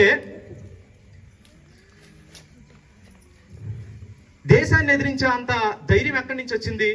మనుధర్మ శాస్త్రాన్ని ఎదిరించడం, ఒక పుస్తకాన్ని పట్టుకుని కాల్చడం అంటే, ఆ తర్వాత జరిగిన పర్యవసానాలు చాలా తీవ్రమైన పర్యవసానాలు ఎదుర్కొన్నాడు అంబేద్కర్. దేశాన్ని నడిపించిన నేతల దగ్గర నుంచి, ప్రతి ఒక్కరి దగ్గర నుంచి కూడా ఆయనకి వ్యతిరేకత ఎదురైంది. కానీ అంత వ్యతిరేకతను కూడా ఆయన ఎలా ఎదుర్కొన్నాడు? అంత వ్యతిరేకతను ఎదుర్కొనే ధైర్యం ఎక్కడి నుంచి వచ్చింది అని అంటే, ఒక మాటలో చెప్పొచ్చు, ఆయన చెప్పిన మాటలోనే. ఎక్కడి నుంచి వచ్చింది అని అంటే, చదువు నుంచి వచ్చింది. ఆయన మొట్టమొదటిగా ఎక్కడ చదువుకున్నాడు అంటే, ప్రైమరీ స్కూలింగ్ మనం చదువుకుంటాం ఫస్ట్ క్లాస్ నుంచి. ఎక్కడ చదువుకున్నాడు అని అంటే, మిషనరీ స్కూల్లో చదువుకున్నాడు. ఎందుకు మిషనరీ స్కూల్లో చదువుకోవాల్సి వచ్చింది బాంబే ప్రెసిడెన్సీలో అని అంటే, అక్కడ గవర్నమెంట్ స్కూల్స్ లో అంటరాని వాళ్ళు చదువుకోవడానికి అవకాశం లేదు కాబట్టి ఒక మిషనరీ అంటే ఎవరో పక్క దేశం నుంచి వచ్చినోడు ఒక స్కూల్ పెట్టాడు. ఆ పెట్టిన స్కూల్లో ఇక్కడ నేటివ్ పీపుల్ చదువుకోవాల్సి వచ్చింది, అంటే ప్రాంతీయ ప్రజలు చదువుకోవాల్సి వచ్చింది. ఎందుకు చదువుకోవాల్సి వచ్చింది అనంటే, ఒకటే కారణం, పంచములకి చదువు లేదు, చదువుకోకూడదు, అంటరాని వాళ్ళు చదువుకోకూడదు. కాబట్టి ఈయన చదువుకోవడానికి ఇక్కడ లోకల్ స్కూల్స్ పనిచేయాల, లోకల్ గవర్నమెంట్ స్కూల్స్ లో ఎన్రోల్ అవ్వడానికి కుదరలేదు కాబట్టి బయట వేరే మిషనరీస్ పెట్టిన స్కూల్స్ లో జాయిన్ అయ్యాడు. ఆ తర్వాత ఎల్ఫిన్స్టన్ హై స్కూల్ పూర్తి చేసుకున్న తర్వాత ఎల్ఫిన్స్టన్ కాలేజ్ లో, ఇంతకుముందు హై స్కూల్లో చదివాడు ఎల్ఫిన్స్టన్ హై స్కూల్లో. ఆ తర్వాత ఎల్ఫిన్స్టన్ కాలేజ్ లో బాంబే ప్రెసిడెన్సీలో BA ఎకనామిక్స్ చేశారు. ఆయన పొలిటికల్ సైన్స్ చదివారు. ఆ తర్వాత కొలంబియా యూనివర్సిటీ న్యూయార్క్ లో ఎకనామిక్స్ లో MA చేశారు. నాకు గుర్తున్నదాన్ని మొత్తం రాసుకున్నాను. ఆ తర్వాత జాన్ డెవే అనే ఆయన దగ్గర ప్రోగ్రెసివ్ ఫిలాసఫీలో ఆయన కొంత నేర్చుకున్నారు. ఆ తర్వాత లండన్ స్కూల్ ఆఫ్ ఎకనామిక్స్ లో 1916 నుంచి 20 వరకు ఎకనామిక్స్ లో డాక్టరేట్ చేశారు. ఆ తర్వాత లాయర్ అయ్యారు, బారిస్టర్ లా. ఈయన ఇన్ని చదివారు, చాలా చదువుకున్నారు. ఆ చదువుకున్న దగ్గర నుంచి ఆయనకి ఒక ధైర్యం వచ్చింది, ఒక విడుదల కలిగింది. కాబట్టి ఆయన ఏం చేశాడు అనంటే, ఎదిరించగలిగాడు. కూకటి వేళ్లతో సహా పాతుకుపోయిన ఆ వర్ణ వ్యవస్థని పీకేయాలి అని అంటే ఏం కావాల్సి వచ్చింది అంటే, ధైర్యం కావాల్సి వచ్చింది. ఆ ధైర్యం ఎక్కడి నుంచి వచ్చింది అని అంటే, చదువు దగ్గర నుంచి వచ్చింది. అంబేద్కర్ గారే విద్య యొక్క, లేకపోతే చదువు యొక్క ఇంపార్టెన్స్ ని చాలా నొక్కి చెప్పేవాళ్ళు. ఆయన ఏమన్నాడంటే, education is not only the birth right of human being but also the key to unlock the golden door of freedom. అంటే ఏంటి? స్వతంత్రం అనే తలుపు తెరవాలి అనంటే, స్వతంత్రం అనే తలుపు తెరవాలి అనంటే చదువు అనే తాళం చెవి ఉండాలి అని ఆయన ఎప్పుడు చెప్తూ ఉండేవాళ్ళు. ఆ తర్వాత ఒక ఫ్యాక్ట్ చెప్పాలి అనంటే, అంబేద్కర్ గారు చనిపోయే నాటికి ఆయన పర్సనల్ లైబ్రరీలో 50,000 పుస్తకాలు ఉన్నాయి. మన ఇంట్లో ఎన్ని పుస్తకాలు ఉంటాయి? మనం ఎన్ని పుస్తకాలు చదువుతాం? మన పిల్లలు వాళ్ళ సబ్జెక్ట్స్ చదవలేకపోతున్నారు. కానీ ఆయన చదువుకునే నాటికి ఆయన లైబ్రరీలో 50,000 పుస్తకాలు ఉన్నాయి. 50,000 పుస్తకాలు. ఈ రోజుల్లో కొంతమంది చెప్పొచ్చు నేను లక్ష పుస్తకాలు చదివాను అని చెప్పి. అందులో వాళ్ళు ఎన్ని పుస్తకాలు చదివారో తెలియదు. కానీ ఈ లైబ్రరీలో 1,00,000 లేవు, కానీ 50,000 మాత్రం ఉన్నాయి. ఆ తర్వాత ఎక్కువ సార్లు ఆయన రోజుకి 18 గంటల కన్నా ఎక్కువ చదివేవాళ్ళు. 18 గంటల కన్నా ఎక్కువ. ఆయన ఫేమస్ కొటేషన్ ఒకటి ఉంది, బీ ఎడ్యుకేటెడ్, బీ ఆర్గనైజ్డ్, ఆ తర్వాత బీ ఎడ్యుకేటెడ్. దాన్ని మనం తెలుగులో ట్రాన్స్లేట్ చేసి ఏమనుకుంటాం, ప్రతి విగ్రహం దగ్గర ఉండిద్ది అది కింద ఏమని, బోధించు, సమీకరించు, పోరాడు. అంటే ఎడ్యుకేట్ అవ్వండి, ఆ తర్వాత ఎడ్యుకేట్ అవ్వండి, ఆ తర్వాత ఆర్గనైజ్ అవ్వండి, పోరాటం నేర్చుకోండి అని చెప్పింది ఎవరు? అంబేద్కర్. ఎక్కడి నుంచి చెప్పాడు ఆయన అంటే చదువు నుంచి చెప్పాడు ఆయన. ఆయన చదువుకున్నాడు, రోజుకి 18 గంటల కన్నా ఎక్కువ, కాబట్టి చెప్పగలిగాడు. అందుకే ఆయన founding father of the modern India కూడా అవ్వగలిగాడు. అయితే అంటరాన్నాడు కదా, మరి ఎలా చదువుకోగలిగే ఆ ఎన్విరాన్మెంట్ లేదు కదా, మరి ఎలా క్రియేట్ అయ్యింది అని అంటే, బయట నుంచి వచ్చిన క్రైస్తవ మిషనరీలు ఏం చేశారు, ఆ ఎన్విరాన్మెంట్ ని క్రియేట్ చేశారు. మొట్టమొదటిగా మనం చూడాలంటే 1813లో బ్రిటిష్ పార్లమెంట్ ఏం చేసింది అని అంటే, క్రైస్తవ మిషనరీలు ఈ దేశం రావడానికి ఒక చట్టం చేశారు. చట్టం చేసినప్పుడు వాళ్ళు ఏం చేశారంటే, మిషనరీలు వేరే దేశం నుండి మన దగ్గరికి వచ్చి స్కూళ్ళు పెట్టి, అంటరాని వాళ్ళకి ఇక్కడ చదువు లేదు కాబట్టి వాళ్ళందరినీ ఆ స్కూల్లో ఎన్రోల్ చేసుకుని చదువు చెప్పడం మొదలు పెట్టారు. ఇంకా చెప్పాలంటే అప్పటి వరకు చదువుకునే హక్కు లేదు. మొట్టమొదటిగా బ్రిటిష్ వాళ్ళు వచ్చి కానీ మనకు చదువుకునే హక్కు ఇచ్చారు. బ్రిటిష్ వాళ్ళు కాదులే ఇచ్చింది, వాళ్ళు కూడా లూటీ చేశారు మనల్ని.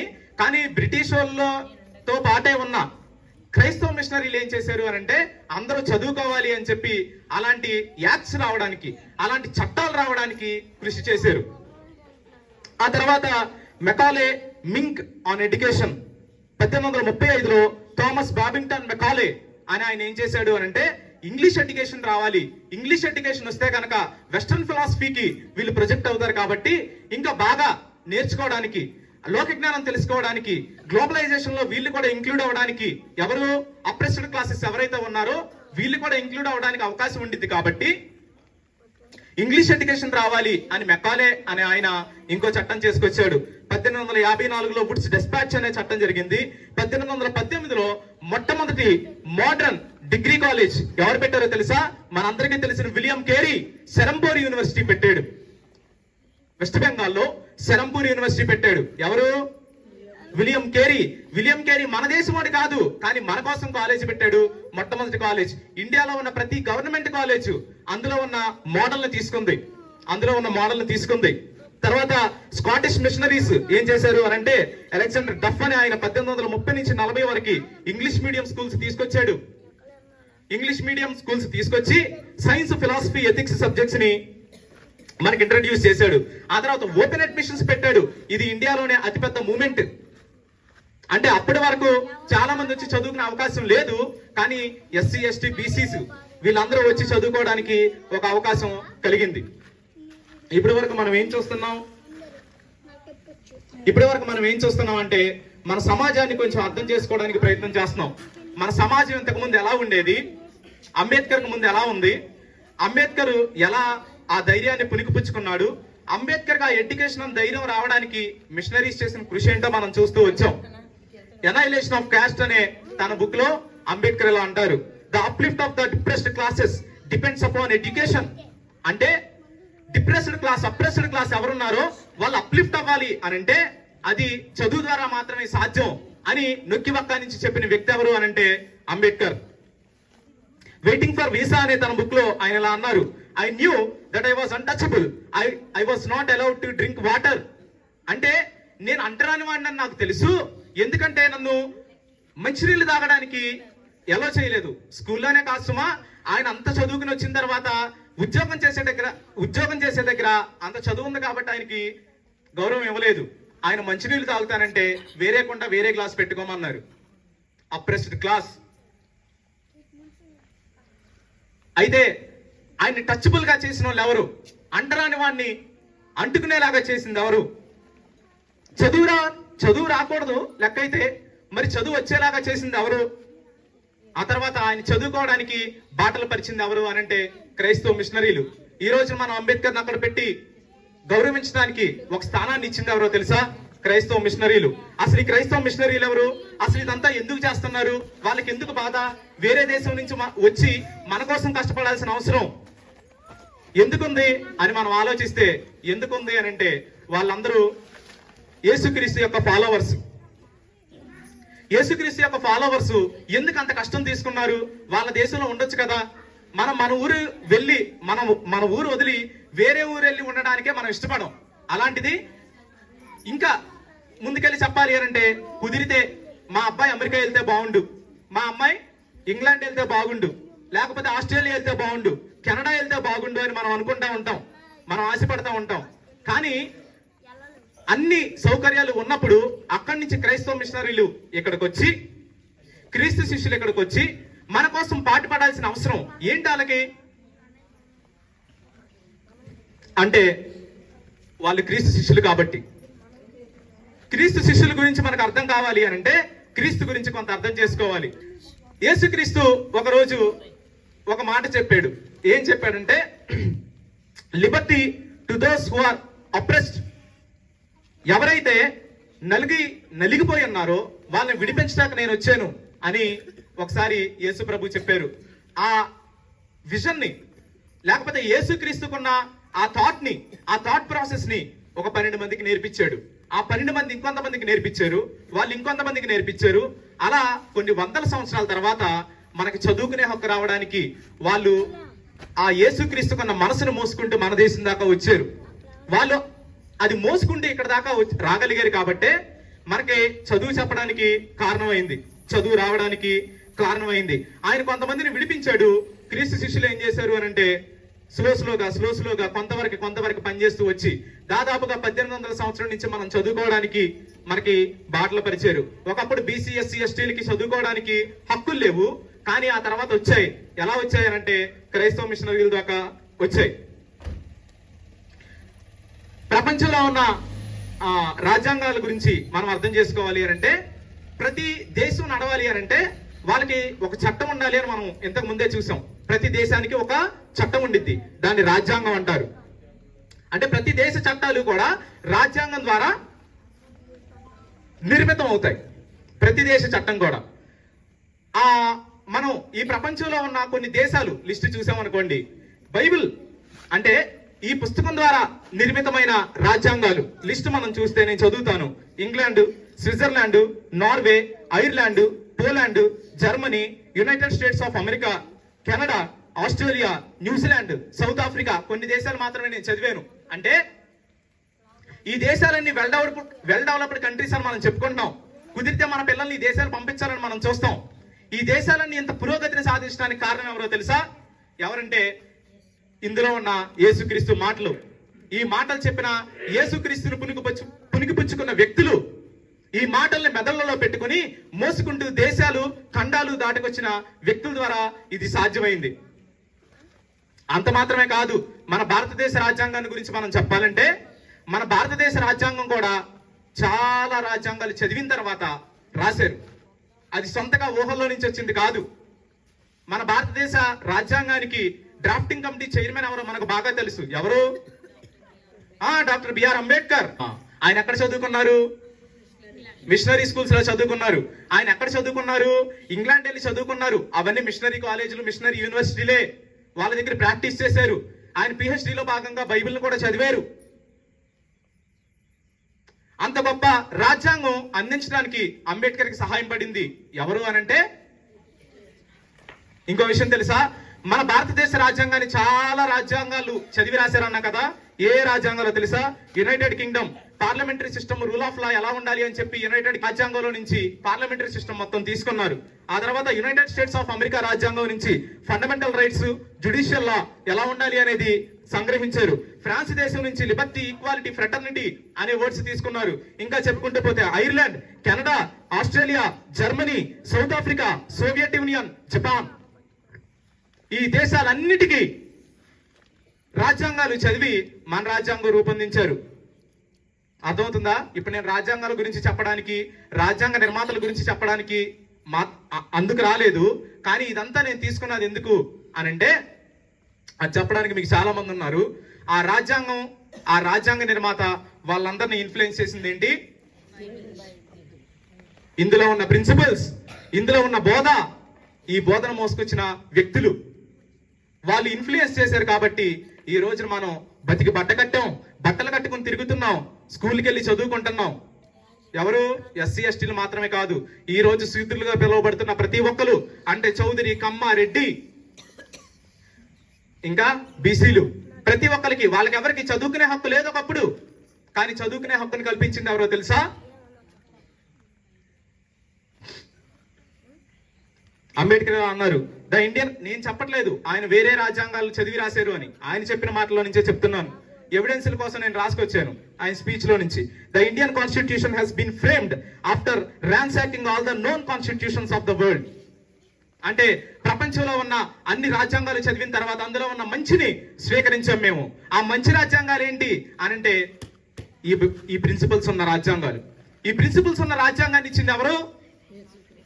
యేసుక్రీస్తు. యేసుక్రీస్తు ఇన్ని పనులు ఎలా చేయగలిగాడు? ఆయన కనిపిస్తున్నాడా? ఇప్పుడు మన మధ్యలో ఉన్నాడా?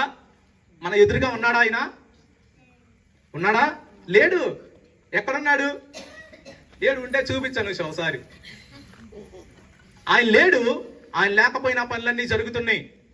ఆయన వచ్చి 2020 సంవత్సరాలు అయింది, కానీ ఆయన నడిపిస్తానే ఉన్నాడు. ఎలా నడిపిస్తున్నాడు? ఆయన మనకు కనిపించకపోయినా ప్రతి రాజ్యాన్ని శాసించేది ఇప్పుడు ఆయనే. ఇన్ఫాక్ట్ మన రాజ్యాన్ని కూడా శాసించేది ఆయనే, భారతదేశాన్ని నడిపించేది కూడా ఆయనే. ఎలా నడిపిస్తున్నాడు అనంటే, భారతదేశం ఫంక్షన్ అవ్వాలి అనంటే ఒక చట్టం కావాలి, ఆ చట్టం తయారవ్వాలంటే ఒక రాజ్యాంగం కావాలి. ఆ రాజ్యాంగాన్ని తయారు చేసింది ఒక విలువలతో, ఆ విలువలు బైబిల్లో ఉన్నాయి, దేవుడిచ్చిన మాటల్లో ఉన్నాయి.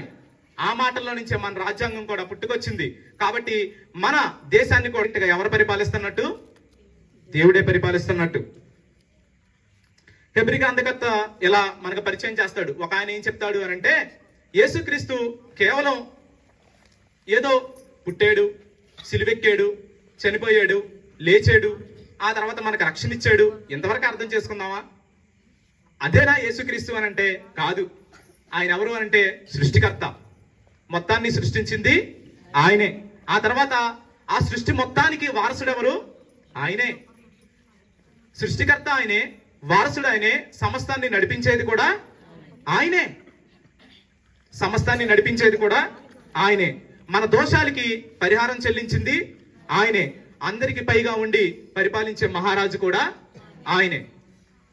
యేసుక్రీస్తు కేవలం సిలువెక్కి 3 మేకులు తీసుకోలేక చనిపోయి, సిలువు దిగేసి, లేకపోతే ఒక పాకలో పుట్టేసి పసిబాలుడిగా వచ్చేసి చల్లగాలికి తట్టుకోలేక, ఇవన్నీ కరెక్టే. కానీ అంతకన్నా మించి ఆయన ఏంటి అనంటే ఆయన రాజు. అంతకన్నా మించి ఏంటి అనంటే మనం చూసే ప్రతి ఒక్కటి సృష్టించింది ఆయనే. అంతకన్నా మించి ఏంటి అనంటే ప్రతి రాజ్యాన్ని శాసిస్తున్న శాసనకర్త కూడా ఆయనే. అది ఎలా నడవాలి అనేది కూడా ఆయనే శాసించాడు. ఒక విషయం చెప్పనా, ఆయనకి రాజ్యం ఉంది. దేశం అంటే మట్టి కాదోయ్, దేశం అంటే మనుషులోయ్. దేశంలో మనుషులు ఉండాలి. మనుషులుంటేనే దాన్ని దేశం అంటారు. మనుషులు లేని దాన్ని ఏమంటారు? శ్మశానం అంటారు, అరణ్యం అంటారు, అడవి అంటారు, ఎడారి అంటారు, సముద్రం అంటారు, చెరువు అంటారు, నది అంటారు, ఏదైనా అంటారు. కానీ మనుషులుండే ప్రాంతాన్ని మాత్రమే ఒక గ్రామమో పట్టణమో ఇంకేదో అంటారు. ఇప్పుడు రాజ్యం అంటే కూడా ఏంటి? ఏదో దేవుడు అక్కడ ఉన్నాడు, మొత్తం సృష్టించుకున్నాడు, మొత్తం సృష్టించుకుని అలా చూస్తూ ఆనందపడిపోతూ ఉండడం కాదు. ఆయన మనుషుల్ని చేశాడు. మనుషులున్నదే రాజ్యం. రాజ్యం అంటే మట్టి కాదు, రాజ్యం అంటే మనుషులు. ప్రతి రాజ్యానికి ఏముంది? చట్టం ఉంది. ప్రతి రాజ్యాంగానికి ఏముంది? ప్రతి చట్టానికి ఏముంది? రాజ్యాంగం ఉంది. ప్రతి రాజ్యం ఒక చట్టంతో, ఒక రాజ్యాంగంతో నడుస్తూ ఉంది. అయితే యేసుక్రీస్తు రాజ్యం చెప్పాం కదా, మరి ఈయనకి చట్టాలు ఉంటాయా అంటే ఉన్నాయి. ఈయనకి రాజ్యాంగం ఉందా అంటే ఉంది. ఈయనకి విలువలు ఉన్నాయా అంటే ఉన్నాయి.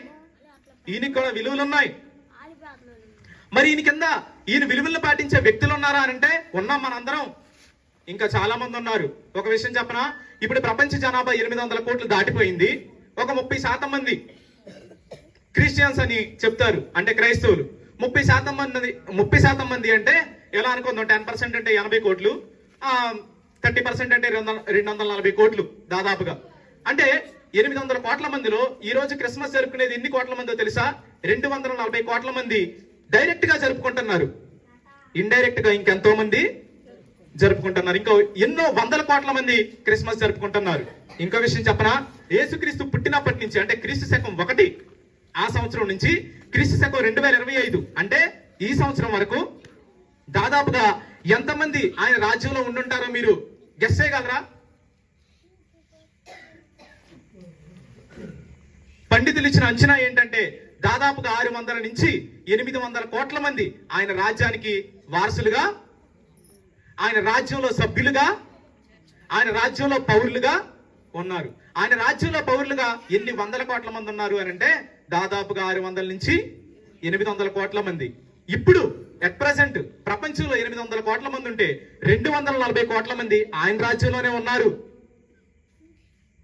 ఆయన కనబడకపోవచ్చు మనకి, ఆయన మనతో డైరెక్ట్ గా వచ్చి మాట్లాడకపోవచ్చు, కానీ ఆయన పైనుండి మొత్తం నడిపిస్తానే ఉన్నాడు. 240 కోట్ల మందిని నడిపిస్తున్నాడు అని అంటే మరి ఊరికి అన్ని దేశాలకి అన్ని రాజ్యాంగాలు వచ్చేసినాయి అనుకుంటున్నారా? ఈ బిబ్లికల్ ప్రిన్సిపల్స్ నుంచి ఆయన ఎంతమంది వ్యక్తుల్ని ఆయన రాజ్యంలోకి ఆకర్షించాడో చూడండి. ఎంతమంది వ్యక్తులు ఆయన రాజ్యంలో ఉన్నారో చూడండి. ఎంతమంది బలగం ఆయనకు ఉందో చూడండి. ఈయన సామ్రాజ్యం ఏ సామ్రాజ్యంకైనా కానీ పెద్దది. మనకి చరిత్రలో తెలిసిన చాలా సామ్రాజ్యాలు ఉన్నాయి.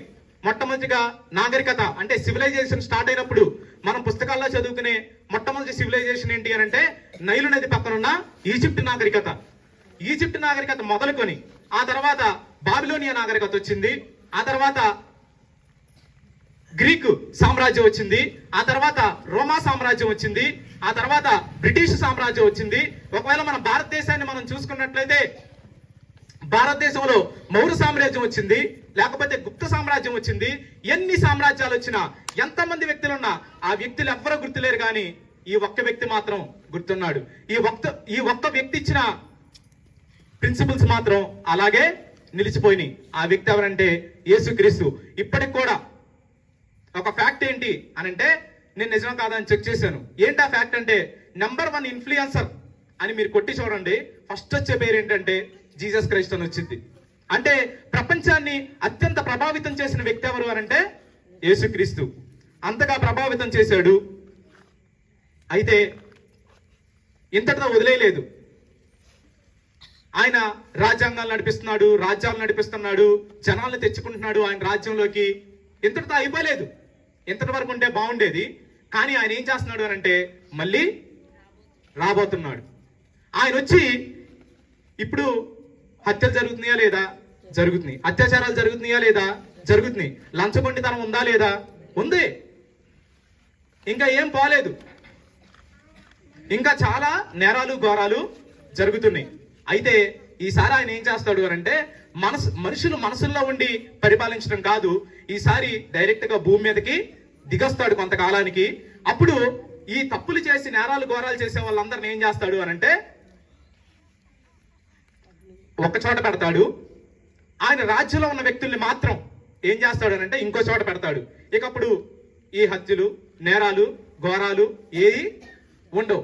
ఇక అంతా సంతోషమే. అయితే ఆయన రాజ్యంలోకి ఎవరు పడితే వాళ్ళు వెళ్ళలేరు. మనం భారతదేశ పౌరులం కావాలి అని అంటే మనకు ఒక గుర్తింపు ఉండాలి. ఏంటి ఆ గుర్తింపు? ఫర్ ఎగ్జాంపుల్ ఆధార్ కార్డు అనుకుందాం. మనకు ఆధార్ కార్డు ఉండాలి. ఆధార్ కార్డు లేదనుకోండి, లేకపోతే ఓటర్ ఐడి లేదు, లేకపోతే రేషన్ కార్డులో మనం ఎక్కలా, మనకేంటి గుర్తింపు? ఈ దేశ పౌరులు అనడానికి.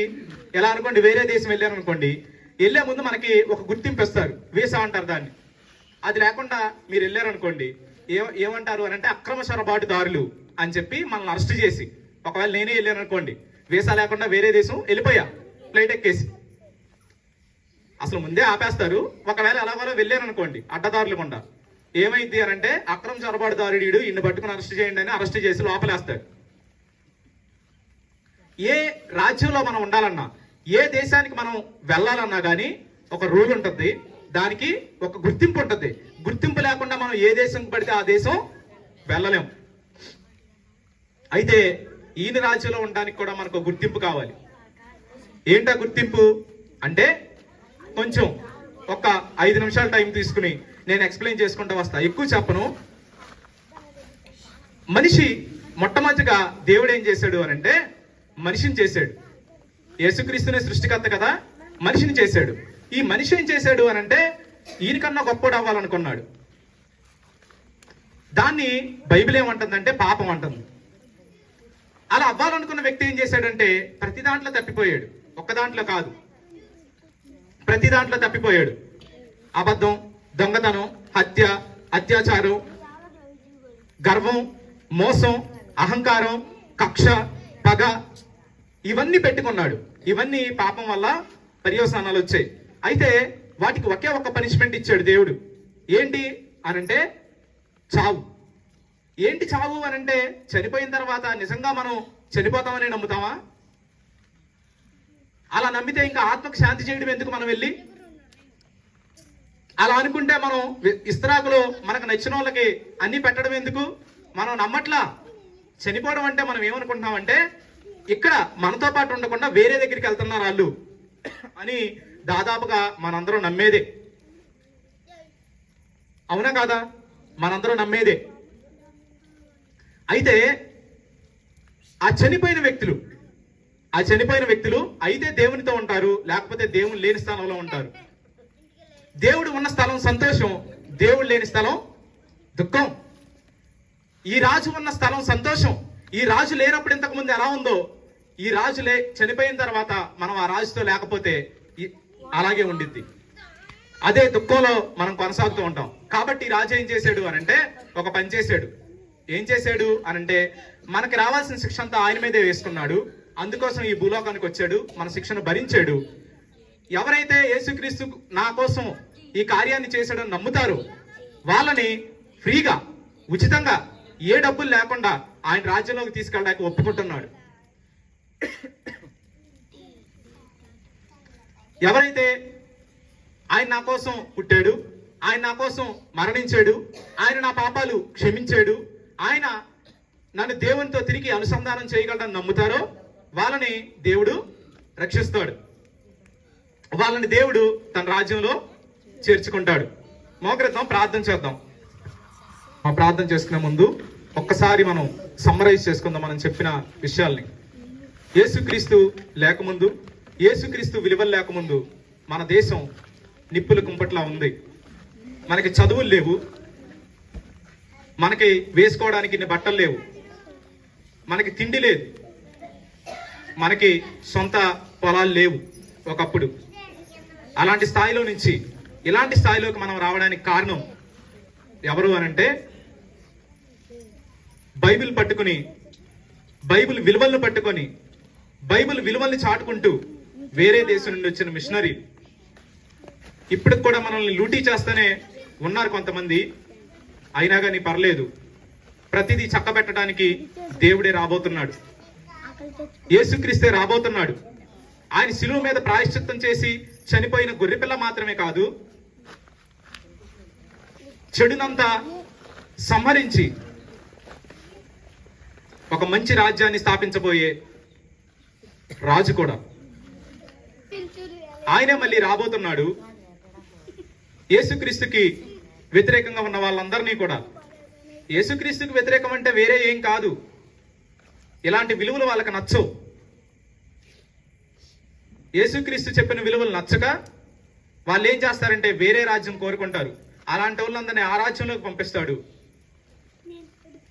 కానీ అక్కడ సుఖం, సంతోషం ఏమీ ఉండదు, ఎప్పుడు దుఃఖం మాత్రమే.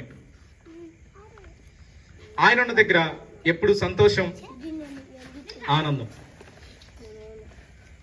ఏ రాజు కావాలో కోరుకునే హక్కు మనకుంది, దేవుడు మనకిచ్చాడు. ఈరోజు మనం ఆ రాజు మనం కావాలనుకుంటే, ఈ రాజుకున్న రాజ్యాంగం మనకు నచ్చితే, ఈయన మన కోసం చేసిన ప్రాయశ్చిత్తాన్ని స్వీకరించగలిగితే ఆయన రాజ్యంలో ఉన్న కోటాను కోట్ల మంది జనంతో పాటు మనం కూడా ఉంటాం. ఈ రాజు మీకు కావాలనుకుంటే, ఈయన చేసిన ప్రాయశ్చిత్తం మీరు అంగీకరించాలనుకుంటే నాతో కలిసి మౌనంగా ప్రార్థన చేయండి. యేసు ప్రభు మీకే వందనాలు. మీరు పసిపాలుడు, శిలువ మీద బలి అయిన గొర్రెపిల్ల మాత్రమే కాదు, అది చాలా మహత్తరమైన కార్యం. కానీ ప్రభువా, మీరు ఈ సమస్త సృష్టిని సృష్టించి, ఈ సమస్త సృష్టిని నిర్వహిస్తూ, ఈ సమస్త సృష్టిని కూడా ప్రభువా ఏలుతూ రాజులందరికీ పైగా ఉండి ప్రతి రాజ్యాన్ని శాసించి నడిపించే రాజులకు రాజు. అందరి బట్టి మీకు వందనాలు ప్రభువా. మా కోసం ఈ భూమికి వచ్చి మా కోసం ప్రాయశ్చిత్తం చేసి ప్రభువా, మేము తండ్రితో కలిసి ఉండాలని మమ్మల్ని తండ్రితో అనుసంధానం చేయడానికి వచ్చినందుకే మీకు వందనాలు ప్రభువా. మీరు చేసిన ప్రాయశ్చిత్తాన్ని అంగీకరిస్తున్నాం ప్రభువా. మీరు చాటిన విలువల్ని మేము అంగీకరిస్తున్నాం ప్రభువా. మాకు నిజమైన విలువల్ని నేర్పించినందుకే మీకు స్తోత్రాలు నాయన. నిజమైన క్రిస్మస్ జరుపుకోగలిగే అవకాశాన్ని మాకు ఇచ్చినందుకే మీకు వందనాలు నాయన. మీ రాజ్యంలో మమ్మల్ని కూడా ఉంచండి ప్రభువా. మీ రాజ్యపు విలువలతో బ్రతికేలాగా సహాయం చేయండి. యేసునామములో అడిగి ప్రార్థించి వేడుకుంటున్నాను పరమ తండ్రి, ఆమేన్. సిస్టర్ మహిమ వచ్చి క్యాండిల్ సర్వీస్ లీడ్ చేస్తారు. Okay, hi all. ఇప్పుడు వరకు చాలా ఓపికతో విన్నారు, మీ అందరికీ థ్యాంక్స్.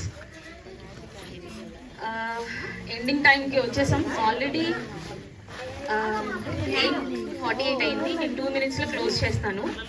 ఏం లేదు, క్యాండిల్ సర్వీస్కి మీనింగ్ ఏంటి, అసలు మనం ఎందుకు చేయాలి అనేది ముఖ్యంగా చెప్పాలి అని నేను వచ్చాను. అండ్ వచ్చిన వాళ్ళు తీసుకోండి. నేను 2 boxes తెచ్చాను. ఎక్స్పెక్ట్ చేయలేదు.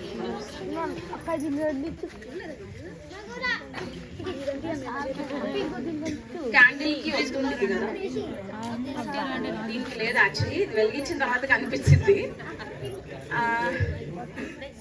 ఓకే, ఇది వెలిగించిన తర్వాత మనం ఏం చేస్తాం, చాలా మల్టిపుల్ క్యాండిల్స్ ఉన్నాయి కాబట్టి ఒకరికొకరం ఇట్లా క్యాండిల్ని వెలిగిస్తాం కదా. సో అట్లానే దేవుడు ఈ లోకానికి వచ్చి ఎక్కడో ఉన్న ఒక మారుమూల గ్రామంలో ఉన్న, ఓకే లిసన్ కేర్ఫుల్లీ, జాగ్రత్తగా వినండి. ఇలా వెలిగించబడిన మనం ఎక్కడో మారుమూల గ్రామంలో ఉన్న మనకి ఆయన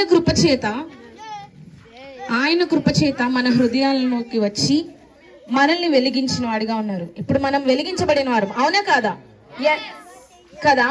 సో చీకటిలో ఉన్న మన కోసం ఆయన వెలుగుగా వచ్చి మనల్ని వెలిగించి అనేకులకి వెలుగుగా ఉండాలి అని ఆయన మనల్ని కోరుతా ఉన్నాడు. మనం అలా ఉందాం. Thank you so much. Happy happy Christmas. Merry merry Christmas. చేతులు పైకెత్తండి అందరూ. బోలో యేసు మహారాజ్ కి, రాజుల రాజుకి, ప్రభుల ప్రభుకి, త్వరలో రానున్న యేసయ్యకు జై. Thank you so much. Very good. Thank you sister, thank you. ఈరోజు ఒక స్పెషల్ ఈవెంట్ ఉంది, పవిత్ర బర్త్డే. పాస్టర్ గారు వచ్చి కేక్ కట్ చేపిస్తారు. ప్రార్థన చేస్తాము. రికార్డ్ అవుతుంది. ప్రేమ నమ్మకం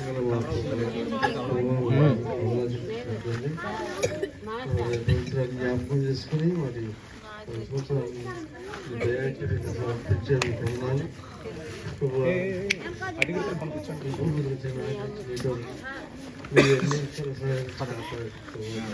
సమర్పించాను. ఈ సంవత్సరం కూడా కాపాడండి, దీర్ఘాయుష్గా ఆశ్రయించి శక్తిగాను, ప్రవేశ వ్యక్తిగాను, వీళ్ళు వాడబడే వ్యక్తిగాను, మరి అన్ని విషయాల్లో కృపాసంతుడిగా పవిత్రాన్ని కాపాడాలని నడిపించమని నజరేయుడైన యేసుక్రీస్తు నామములో ప్రార్థిస్తున్న పరమ తండ్రి ఆమేన్.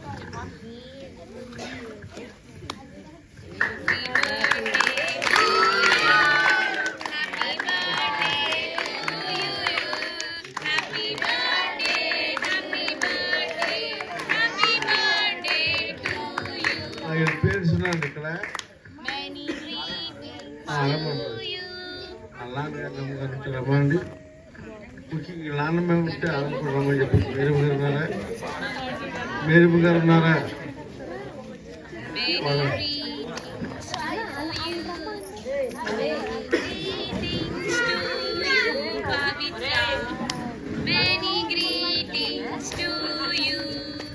Happy birthday to you.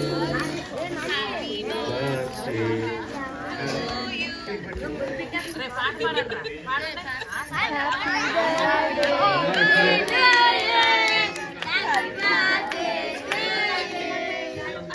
Happy long life to you. Happy long life to you.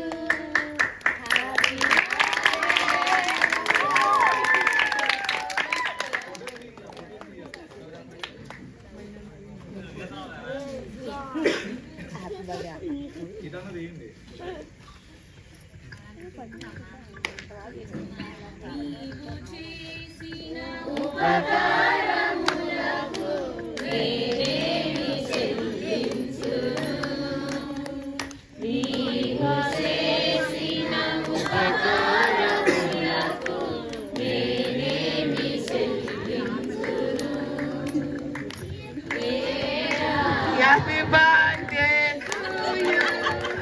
Happy birthday to you. Thank you.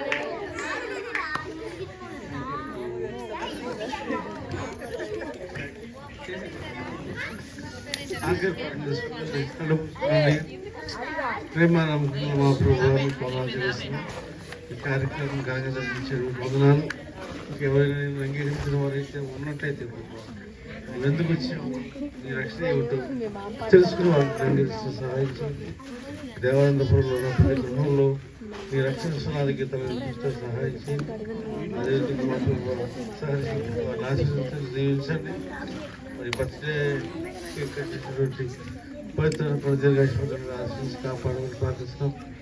వారి బిడ్డలందరినీ క్షేమంగా తీసుకొచ్చారు. తండ్రి తిరిగి వచ్చిన ప్రయాణాలు కూడా వారి క్షేమం చేర్చమని నామంలో ప్రార్థిస్తున్నాం. తండ్రి తండ్రి దేవుని ప్రేమ, కుమారుడి క్రీస్తు కృప, పరిశుద్ధాత్మ సహవాసం కూడిన మనకు తన ప్రేమిస్తూ సేవిస్తున్న సకల పరిశుద్ధులకు సదాకాలంతో నడిపించిన కాక రక్తమే వేసి రక్తమే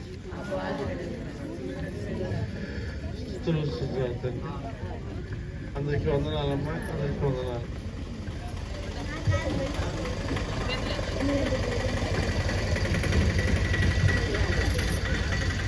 ఇప్పటి వరకు ఇంత చలిలో కూడా మీరంతా చాలా ఓపికతో కూర్చున్నందుకు థ్యాంక్ యూ వెరీ మచ్. యేసుక్రీస్తు గురించి ఇంకా తెలుసుకోవాలనుకునే వాళ్ళు ముందుకు రావచ్చు. అలాగే ప్రతి బుధవారం ఆదివారంలో జరిగే సంఘ